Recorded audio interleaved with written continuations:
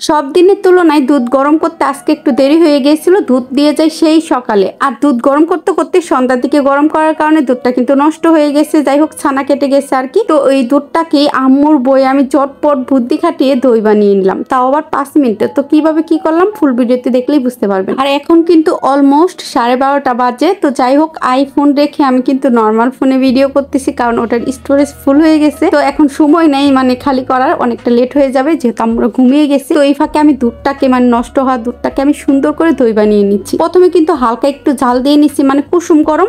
হাত দিয়ে দেখবেন কুসুম গরম, মানে হাতটা যদি সয় তাহলে বুঝবেন যে ঠিক আছে। তারপর আমি চামিচ দিয়ে ভালোভাবে নেড়ে নিচ্ছি যাতে দুধের ফেনা উঠে যায়, এইভাবে নাড়তে হবে। তো যাই হোক, দুধটাকে যত বেশি ফেটিয়ে নেবেন দইটা কিন্তু ততটাই পারফেক্ট হবে। তো দুধটাকে আপনি যত বেশি নাড়বেন তত বেশি কিন্তু দইটা পারফেক্ট হবে। তো যাই হোক, এই তো আমি হাত দিয়ে দেখতেছিলাম যে হাতটা আমার সহনীয় কিনা, মানে কুসুম গরম আছে কিনা। এখন এর ভিতরে টক দই দিয়ে দিব, বা দুধের বেসন বলতে পারেন, অনেকেই কিন্তু এটাকে দুধের বেসন বলে। তো যাই হোক, আমি টক দইটাকে সুন্দর করে ফেটিয়ে এর ভিতরে এখন দিয়ে দিব, মানে ওই নষ্ট হয়ে যাওয়া দুধটার মধ্যে। তো 1 কেজি দুধ ফেলে না দিয়ে এইভাবে দই বানিয়ে রাখি, তাহলে অন্তত খুশি হবে। যাই হোক, আসলে হয়েছিল কি, দুধটাকে কিন্তু একদম সকালে নিয়ে আসে, তো এটাকে ফ্রিজে রাখা হয়। আম্মু আজকে আমাকে একটু দায়িত্ব দিচ্ছে যে দুধটাকে একটু জাল দিয়ে নিস বা গরম করে নিস। আর আমি তো একদমই মন বলা, আমার তো মনে ছিল না, একদমই সন্ধ্যার দিকে গরম করতে যেয়ে দেখি নষ্ট হয়ে গেছে। প্রতিদিন আম্মুই করে, তো আমাকে দায়িত্ব দিছিল, দেখেন কি অবস্থা। যাই হোক, অন্তত মন খারাপ করবে না। তারপরে কিন্তু দুধটাকে আমি সুন্দর করে টক দই দিয়ে ফেটিয়ে নিয়েছি। ফেটিয়ে এখন গ্লাসের মধ্যে ঢেলে নিচ্ছি। আমি এখানে 3টা কাচের গ্লাস নিয়েছি, ধুয়ে মুছে নিয়েছি একদম। তো যাই হোক, এখন সুন্দর করে দুধটাকে ঢেলে নিচ্ছি গ্লাসের মধ্যে। আর গ্লাসের মধ্যে এইভাবে দই বানালে কিন্তু অনেক। আর আজকের ভিডিওটা যেহেতু রাতের আর ফোনটা যেহেতু নর্মাল, এর জন্য কিন্তু গোলাটে হতে পারে আর কি। তো যাই হোক, আমি এটা মিস করতে চাইনি, ভাবলাম আপনাদের সাথে শেয়ার করি, উপকারে আসতে পারে।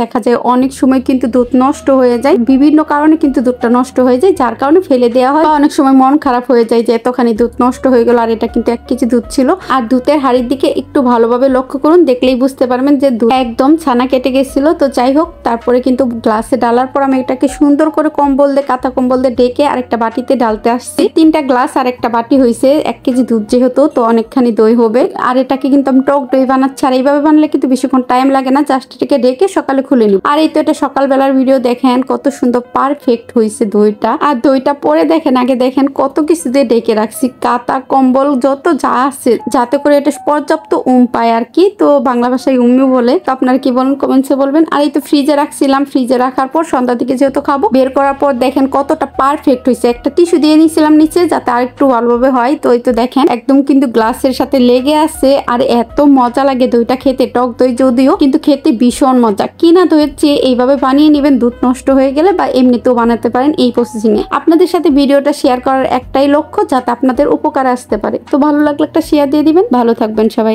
আল্লাহ হাফিজ।